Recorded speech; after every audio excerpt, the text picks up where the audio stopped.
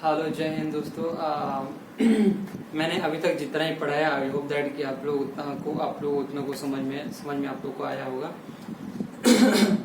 आज हम लोग कुछ दूसरा चीज पढ़ेंगे। Sorry for inconvenience.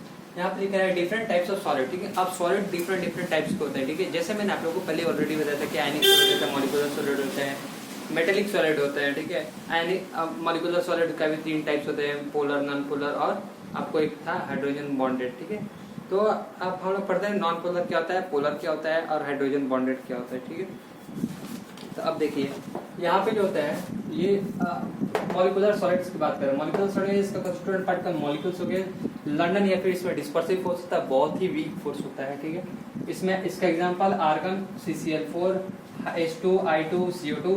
इसका फिजिकल नेचर रहता है, इसका सॉफ्ट होगा। ठीक है, इंसुलेटर होगा और वेरी इसका जो मेल्टिंग पॉइंट होगा इसका बहुत ही ज्यादा लो होगा। ठीक है ना, बहुत ही ज्यादा लो होगा, इसलिए इसमें लिखा है वेरी लो। ठीक है, आगे अगर हम बढ़ते हैं इसमें पोलर सॉलिड। ठीक है, देखिए नॉन पोलर और पोलर में क्या अंतर होता है, मैंने आप लोगों को बताया था। नॉन पोलर मतलब कि सेम स्पेसिस के बीच में बॉन्डिंग। ठीक है, और पोलर मतलब कि डिफरेंट स्पेसिस के बीच में बॉन्डिंग। सेम स्पेसिस का आने का मतलब कि अगर हाइड्रोजन है तो हाइड्रोजन के साथ अगर बॉन्डिंग करेगा तो दोनों तो सेम स्पेसिस है ना। लेकिन अगर वहीं अगर पोलर की बात करोगे तो पोलर में एक हाइड्रोजन है और एक HCl, ये दोनों अलग अलग है, एलिमेंट अलग अलग है ना। लेकिन ये दोनों एलिमेंट जो होता है ये सेम है। ठीक है, हाइड्रोजन और हाइड्रोजन के बीच में अगर बॉन्डिंग होता है तो। ठीक है, आगे बढ़ते हैं हम लोग। इसका इस इंटरेक्शन जो होता है वो किसका, पोलर सॉलिड का। ठीक है, इसको इरेज कर देते हैं। ठीक है, सर दिखाई देगा। देखिए इसके सामने ये लिखा है, इसके सामने ये लिखा है, इसके सामने ये लिखा है। तो देखिए पोलर सॉलिड का डाइपोल डाइपोल इंटरेक्शन होगा। ठीक है, आगे पढ़िएगा केमिकल बॉन्डिंग में डाइपोल डाइपोल इंटरेक्शन क्या होता है। ठीक है, बस नाम जान लीजिए। ठीक है ना, उसका ही बताऊंगा रीजन। ठीक है, इसमें HCl होता है और SO2 होता है। इसका नेचर होता है सॉफ्ट होता है, इंसुलेटर होता है, उसका जो होता है लो होता है। ठीक है, मेल्टिंग पॉइंट। ठीक है, आयनिक सॉलिड में इसमें आयंस होता है, इसका इलेक्ट्रोस्टैटिक या फिर कूलम्बिक फोर्स। आप लोगों ने इलेक्ट्रोस्टैटिक्स पढ़े होंगे क्लास 12 के चैप्टर फर्स्ट में, है ना। तो कूलम्बिक फोर्स और इलेक्ट्रोस्टैटिक के बारे में आप लोगों को नॉलेज होगा ये क्या होता है। ठीक है, फोर्स ऑफ अट्रैक्शन, जिसमें एक साइड पॉजिटिव होता है, एक साइड नेगेटिव होता है। स्फीयर जो होता है, एक स्फीयर पॉजिटिव होता है, एक स्फीयर जो होता है नेगेटिव होता है। 4/3πr वाला फॉर्मूला यूज करते हो। ठीक है, अब देखिए यहाँ पे NaCl, यहाँ पे MgO इसका एग्जाम्पल हो जाएगा, जिंक सल्फाइड हो जाएगा और कैल्शियम CF2 हो जाएगा। ठीक है, कैल्शियम फ्लोराइड। और इसका जो नेचर होता है हार्ड एंड ब्रिटल। देखिए हार्ड एंड ब्रिटल क्या होता है उसके बारे में हम लोग जानते हैं, उसके बारे में आप लोगों को बताएंगे, थोड़ा वेट करिए। NCERT पढ़ के लाइन बाय लाइन। ठीक है, इसका जो होता है सॉलिड स्टेट में ये क्या होता है, सॉलिड स्टेट में आपको ये इंसुलेटर की तरह काम करता है। लेकिन मोल्टेन और एक्वस सॉल्यूशन में किस तरह काम करता है, कंडक्टर की तरह काम करता है। इसका जो मेल्टिंग पॉइंट जो होता है वो बहुत ही ज्यादा हाई होता है। देखिए बता देते हैं, देखिए हार्ड एंड ब्रिटल यहाँ पे लिखा गया। ठीक है, तो हार्ड एंड ब्रिटल कहने का इसका मतलब है, देखिए हार्ड मतलब तो आप लोगों को समझ में आ रहा हो कि हार्ड है, सॉलिड है भाई तो हार्ड होगा ही। ब्रिटल मतलब कि नाजुक जिसे कहते हैं ना। ब्रिटल मतलब कि नाजुक होता है बहुत, तो अगर इसको मारोगे, ठोकोगे, पीटोगे तो ये दबेगा। ठीक है, वही चीज सेम मतलब होता है मेलिएबल एंड डक्टाइल का। ठीक है, इसलिए मैं बोला कि आगे थोड़ा बताऊंगा, NCERT पढ़ूंगा तभी बताऊंगा और आगे बताना ही था। ठीक है, अब देखिए मेटेलिक सॉलिड भाई कि इसमें पता चला कि ये मेटल है। ठीक है, इसमें पॉजिटिव आयंस होता है इनसेट ऑफ डीलोकलाइज्ड इलेक्ट्रॉन। देखिए मैंने आपको ओरली बताया था डीलोकलाइज्ड इलेक्ट्रॉन का मतलब कि C ऑफ इलेक्ट्रॉन, जिसको मैंने बोला था C ऑफ इलेक्ट्रॉन में क्या है, थोड़ा सा एक कंटेनर के अंदर 4 पॉजिटिव चार्ज है और 100 के करीब निगेटिव, यानी इलेक्ट्रॉन्स बहुत ज्यादा हैं। तो क्या हो गया, इलेक्ट्रॉन अगर वो इलेक्ट्रॉन लोकलाइज नहीं, लोकलाइज मतलब कि वेल मैनर में नहीं है कि यहाँ पे फिर यहाँ पे फिर यहाँ पे फिर यहाँ पे फिर यहाँ पे फिर यहाँ पे, ऐसा मतलब लोकलाइज नहीं है कि यहाँ पे है फिर यहाँ पे होगा फिर यहाँ पे होगा फिर यहाँ पे होगा फिर यहाँ पे। इसी को कहते हैं, अगर मान चले अगर इसको एक इलेक्ट्रॉन यहाँ पे, एक इलेक्ट्रॉन यहाँ पे, एक इलेक्ट्रॉन यहाँ पे, एक इलेक्ट्रॉन यहाँ पे, एक इलेक्ट्रॉन यहाँ पे, तो इस टाइप के इलेक्ट्रॉन को कहते हैं डीलोकलाइज्ड इलेक्ट्रॉन। ठीक है, और मान चलिए अगर ऐसा डीलोकलाइजेशन होगा तो उसको क्या कहेंगे, C ऑफ इलेक्ट्रॉन्स कहेंगे। आपको NCERT में भी लिखा गया और कुछ नहीं लिखा गया। ठीक है, देखिए अब यहाँ पे आगे बढ़ते हैं। यहाँ पे इसका जो बॉन्डिंग होता है ना, मेटेलिक सॉलिड का जो बॉन्डिंग होता है वो मेटेलिक बॉन्डिंग होता है। ठीक है, मेटेलिक बॉन्डिंग होते हैं। इसमें जो होता है आपको एग्जांपल्स में क्या आ जाएंगे, एग्जांपल्स में आपको आयरन आ जाएगा, कॉपर आ जाएगा और Ag आ जाएगा। ठीक है, Ag जानते हैं, सिल्वर कहाँ गया Ag, है ना। इसका जो नेचर होता है ये हार्ड होता है, ये बहुत ही ज्यादा हार्ड होता है, बट उसमें एनसीईआरटी में आपके लिखा है but malleable and ductile. Malleable मतलब कि वही होता है नाजुक होता है, ठीक है, और डक्टाइल का मतलब होता है ये मेलिएबल मतलब किसी चीज को, ये मेलिएबल यानी नरम, नरम भी कह सकते हो, ठीक है।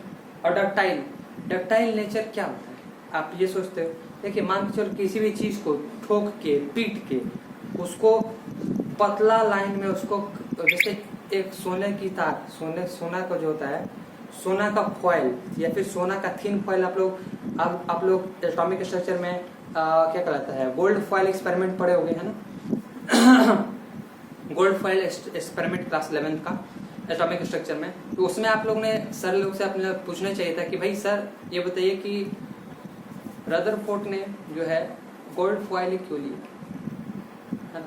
क्योंकि देखो उसमें ये भी लिखा होगा एनसीईआरटी में, ये जो होता है ये थीन मेलिएबल एंड डक्टाइल नेचर होता है। मेलिएबल मतलब उसको पीटो, डक्टाइल मतलब उसको पतले पतले शीट में कन्वर्ट कर सकते हो, वो डक्टिलिटी का नेचर शो करता है, ठीक है।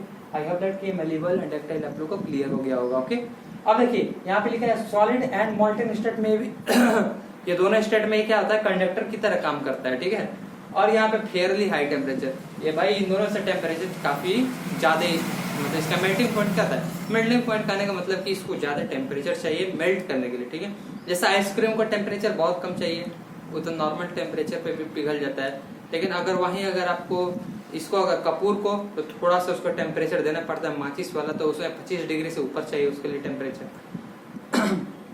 आप लोग ये बताता रहे, आप लोग ये क्या कहलाता है क्लास 7th में, मैंने तो 7th में ही पढ़ा था, उसमें कैलोरीफिक वैल्यू होता है हर चीज का जलने का, ठीक है।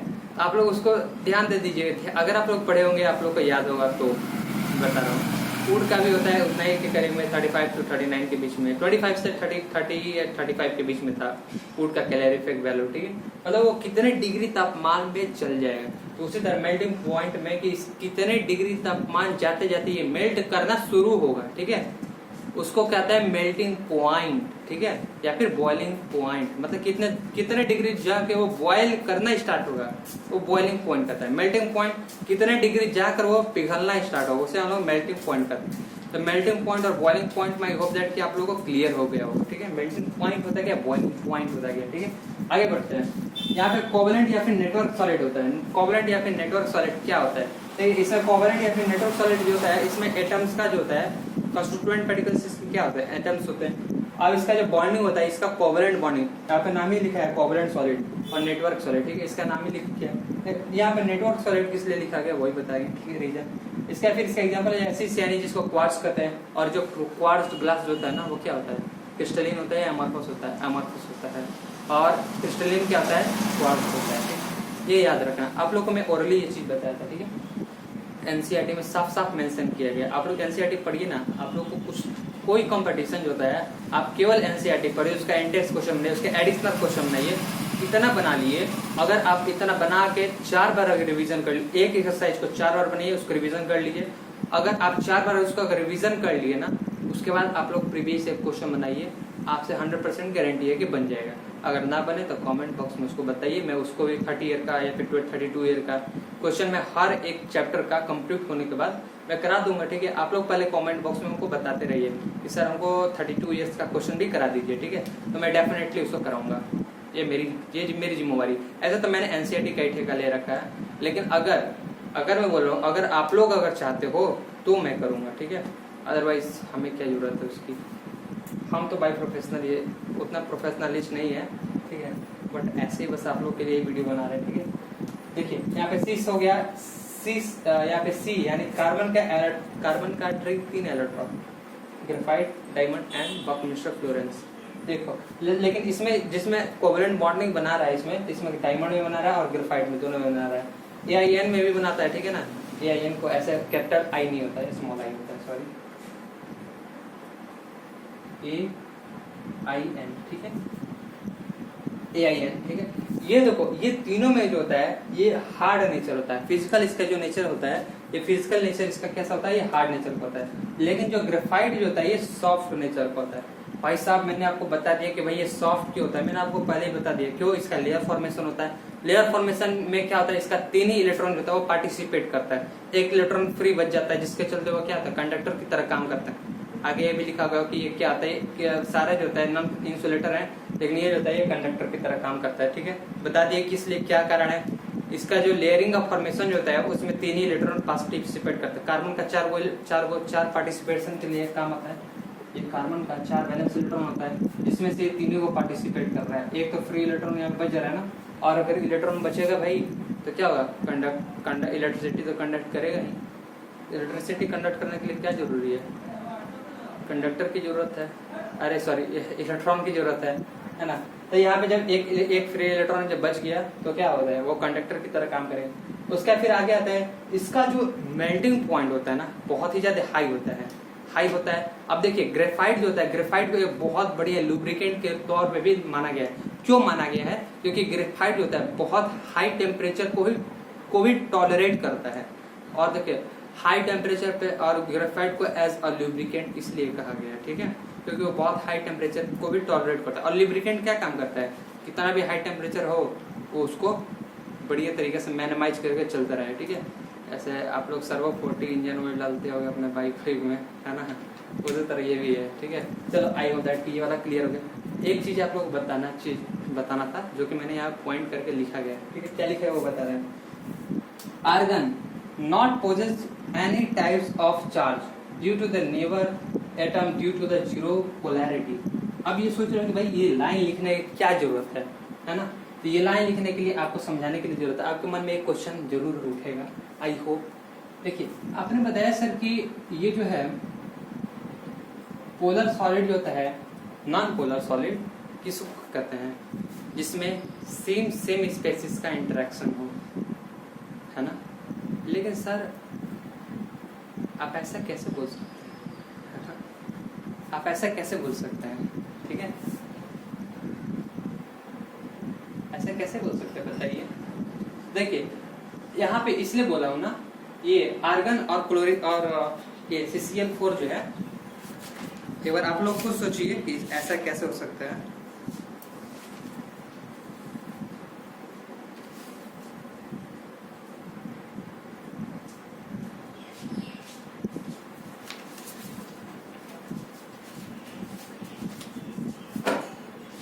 देखिए तो समझ में आया नहीं है, चलिए देखते हैं। यहाँ पे देखिए हम लोग नॉन पोलर सॉलिड में क्या होता है, सेम स्पेसिस के बीच में होता है, ठीक है। लेकिन यहाँ पे तो CCl4 भी है, CCl4 भी है, यहाँ पे CO2 भी है, ठीक है। यहाँ पे दो स्पेसिस ऐसे हैं जो कि सेम स्पेसिस के नहीं है ना। अब आर्गन में Ar2 नहीं लिखा गया है, मान के चलिए अगर सेम स्पेसिस के हाइड्रोजन H2 है, I2 है, इसलिए मैंने एक यहाँ पे लिख दिया, बाकी आप लोग पूरा समझ जाओगे, है ना, इसलिए एक लिखे। देखिए आर्गन जो होता है वो कोई भी चार्ज होता है पोज नहीं करते, यानी उसके पास कोई भी चार्ज नहीं होता है। पहला बात क्यों, नोबल गैस का एलिमेंट है, ठीक है। दूसरा बात तो आप लोग बोले सर CCl4 क्यों लिए, है ना, ये भी तो क्वेश्चन है। देखिए CCl4 लेने का कारण ये है, यहाँ पे मतलब कोई ऐसा कारण इसमें नहीं जो कि आप लोग देखिए, इसमें CCl4 में यहाँ पे क्लोरीन, यहाँ पे क्लोरीन, यहाँ पे क्लोरीन, यहाँ पे क्लोरीन, ठीक है। कार्बन का 4 वैलेंस इलेक्ट्रॉन, 4 पे क्लोरीन है, ठीक है। अगर ये चारों पे क्लोरीन है, इसके पास तो फ्री इलेक्ट्रॉन तो है ही नहीं, फ्री इलेक्ट्रॉन तो नहीं है ना। जब फ्री इलेक्ट्रॉन नहीं है तो ये कहाँ से चार्ज पोज करेगा, ये चीज आप लोग को बताएंगे, बट आप लोग इनिशियली ये सब नहीं बताना चाह रहे हैं, ठीक है। आप लोग को बताएंगे कि पार्शियल चार्ज क्या होता है, वैकेंट डी ऑर्बिटल क्या होता है। क्लोरीन में वैकेंट डी ऑर्बिटल होता है, और फ्लोरीन, अगर क्लोरीन और फ्लोरीन दोनों आ जाए तो क्लोरीन का कैसे ज्यादा हो जाता है, तो वैकेंट डी ऑर्बिटल के चलते ज्यादा होता है ना। लेकिन वो कैसे होता है उसके बारे में आपको बताएंगे, बैक बॉन्डिंग क्या होता है, वो सब चीज बताएंगे आप लोगों को, ठीक है। बहुत ही इजी कंसेप्ट है, ज्यादा कोई हार्ड एंड फास्ट रूल नहीं है, ठीक है। बट अभी के लिए इतना जान लो कि आर्गन जो होता है इसमें कोई पॉजिटिव चार्ज कंडक्ट नहीं करता, सर CCl4 SO2, इसमें कोई फ्री इलेक्ट्रॉन नहीं बचेगा, ठीक है। लेकिन पोलर सॉलिड में जो होता है कुछ ना कुछ फ्री इलेक्ट्रॉन बच जाते हैं, ठीक है। या फिर इसको छोड़ दीजिए दिमाग से, नहीं तो आप लोगों को बहुत कंफ्यूजन होगी। बस इतना जान लीजिए, ठीक है ना, यही सब क्यों जानना है, ठीक है, और कुछ नहीं जानना है, और बाकी सब तो आप लोगों को क्लियर है। अब आते हैं आपके इंडेक्स क्वेश्चन पे, ठीक है। इंडेक्स क्वेश्चन जल्दी से कर लेते हैं। NCERT का इंडेक्स क्वेश्चन बहुत ही फेवरेट क्वेश्चन होता है मेरा। अच्छा, फोटोवोल्टिक मटेरियल बता दिए थे ना, हाँ, पिछले लेक्चर मैंने क्लियर कर दिया था। चलिए इस लेक्चर में हम लोग, इसमें लिखा है पहला 1.6 में इंडेक्स क्वेश्चन का 1.6 में सब बोल रहे हैं कि इसमें बताइए कि मतलब पोटेशियम सल्फेट क्या है, मतलब ये आयनिक है कि मेटेलिक है कि हाइड्रोजन बॉन्डेड है, ठीक है। तो अब हम लोग बताते हैं, देखिए पोटेशियम सल्फेट यानी जिसका मॉलिक्यूलर फॉर्मूला K2SO4 भी होता है, ये जो था ये आपको आयनिक है, ठीक है। उसका फिर आता है टीन जो था ये आपका मेटेलिक है, जिसको कैसे लिखोगे, एस और कैपिटल एस और स्मॉल एन, ठीक है, इसको रिप्रेजेंट करने का तरीका। उसका फिर आता है बेंजीन C6H6 होता है, ये क्या होता है, ये मॉलिक्यूलर है, लेकिन मॉलिक्यूलर में कैसा मॉलिक्यूलर है, ये पोलर मॉलिक्यूलर सॉलिड है, ठीक है, पोलर है। उसका फिर एमोनिया में जो होता है ये भी मॉलिक्यूलर है, लेकिन ये हाइड्रोजन बॉन्डेड है, ठीक है, यानी NH3 इसका होता है, ठीक है, एमोनिया का। उसका फिर आता है वाटर भाई मॉलिक्यूलर है लेकिन हाइड्रोजन बॉन्डेड है, भाई एग्जांपल यहाँ पे भी लिखा है, NCERT में भी लिखा गया है ना। उसका फिर आता है जिंक सल्फाइड ZnS, ठीक है, जिंक सल्फाइड ये क्या था, ये आपको आयनिक हो गया, ठीक है, आपको यहाँ पे भी लिखा गया जिंक सल्फाइड। उसका फिर ग्रेफाइट जो होता है, आपको नीचे देख लो, कोवलेंट या फिर नेटवर्क सॉलिड जिसको कहते हो, ठीक है, ये कंडक्टर होता है, ठीक है, ये भी ध्यान रखना है। वही क्वेश्चन पूछ सकता है कि ऐसा कौन सा सॉलिड है जो कि कंडक्टर का नेचर होता है लेकिन मेटालिक सॉलिड, ये कोवलेंट और या फिर नेटवर्क सॉलिड में आता है, तो भाई एक ग्रेफाइट ही है, ठीक है, अभी फिलहाल के लिए याद रख लो। उसका फिर रूबिडम जो होता है ये भी मेटालिक है। और आर्गन होता है, ये ऊपर देख लो, आर्गन किसमें आ रहा है, मॉलिक्यूलर में ना, ठीक है। उसके फिर आता है सिलिकॉन कार्बाइड में तो क्या होता है, सिलिकॉन कार्बाइड ये कार्बन है, कार्बन में भी ये जो होता है कोवलेंट है, कोवलेंट में भी क्या है, ये नेटवर्क सॉलिड है, ठीक है। आगे बढ़ते हैं, अगर आपसे क्वेश्चन पूछ रहा है इंडेक्स 1.7, ठीक है, आप लोग खुद भी 1 मिनट सोच लीजिएगा वीडियो पॉज करके। अगर solid A is very hard, ठीक है, an electrical insulator in a solid as well as in a molten state and melt at extremely high temperature, what type of the solid is it? बोल रहे ना कि अगर आपका कोई भी सॉलिड, अगर ए सॉलिड है, ठीक है, जिसका electrical insulator of the solid as well as molten state melt, इसे बोला ना कि सॉलिड जो होता है और या फिर मॉल्टन स्टेट में बहुत ही ज्यादा इसका हाई टेम्परेचर होता है, ठीक है, भाई देख लो वेरी हाई टेम्परेचर, यहाँ पे ये कौन सा सॉलिड है, वेरी हाई टेम्परेचर, ठीक है, कौन सा सॉलिड है भाई, सॉलिड है कौन सा, कोवलेंट या फिर नेटवर्क सॉलिड, ठीक है, आप लोग का इसका एग्जांपल मिल चुका होगा, ठीक है। बोला कि वेरी हार्ड इलेक्ट्रिकल इंसुलेटर भी काम करता है, ठीक है, और as well as a molten state and melt at extremely high, बोला ना कि और ये मेल्ट भी होता है तो बहुत ही हाई टेम्परेचर पे जाकर ही मेल्ट होता है, ठीक है, बहुत ही ज्यादा हाई टेम्परेचर, यहाँ पे लिखा है वेरी हाई टेम्परेचर में इसका मेल्टिंग पॉइंट। अरे यार आपको क्वेश्चन जो होता है ना, आपको NCERT से पूछते हैं और कहीं बाहर से नहीं पूछते हैं। देखिए, what type the solid are the electrical conductor malleable and ductile, what type of solid, ऐसा कौन सा टाइप ऑफ सॉलिड है भाई, पढ़ लो ना, इसमें मेलिएबल और डक्टाइल हो और क्या कहलाता है इसमें, और कंडक्टर भी, इलेक्ट्रिकल कंडक्टर का भी काम करे, हार्ड और मेलिएबल और डक्टाइल और कंडक्टर का भी काम करता है, ठीक है, सॉलिड और मोल्टन स्टेट में फेयरली हाई टेम्परेचर कौन सा है भाई बता दो, मेटालिक सॉलिड है भाई। इंडेक्स का क्वेश्चन यार, अगर आप NCERT अगर बढ़िया से अगर ये वाला ही पढ़ लो ना, तो ये सब इतना पढ़ने का जरूरत नहीं है, ये दोनों है ना, लेकिन NCERT का एक एक लाइन जरूरी है, मैं ये कहूँगा, बट मैं आपको ओवरव्यू के लिए बताया, जो एक बार पढ़ लिया उसके लिए मैं बताया, ठीक है। चलिए आई होप दैट कि आप लोगों को ये क्लियर हो गया। अगला जो लेक्चर होगा तो आपका क्रिस्टल लैटिस एंड और यूनिट सेल पे होगा, ठीक है। तब तक के लिए धन्यवाद, thank you, tata bye bye, जय हिंद। अपने देखिए अपने आप को और अपने देशवासियों को जरूर कोई अगर आपसे कोई भी मदद हो सके, जैसे मैंने आपको मदद किया NCERT को लाइन बाय लाइन पढ़ के, ठीक है, उसी तरह अगर आपके पास भी अगर कैसा ही पैशन हो, ठीक है, जो कि आपके देश के भलाई के रूप में इस्तेमाल हो सकता है, तो प्लीज उसको अपने देश के लिए भलाई के लिए जरूर योगदान दें, ठीक है। आई होप दैट आप लोगों को मेरी बात कही हुई बात बिल्कुल समझ में आई होगी, ठीक है। चलते चलते जय हिंद, ठीक है।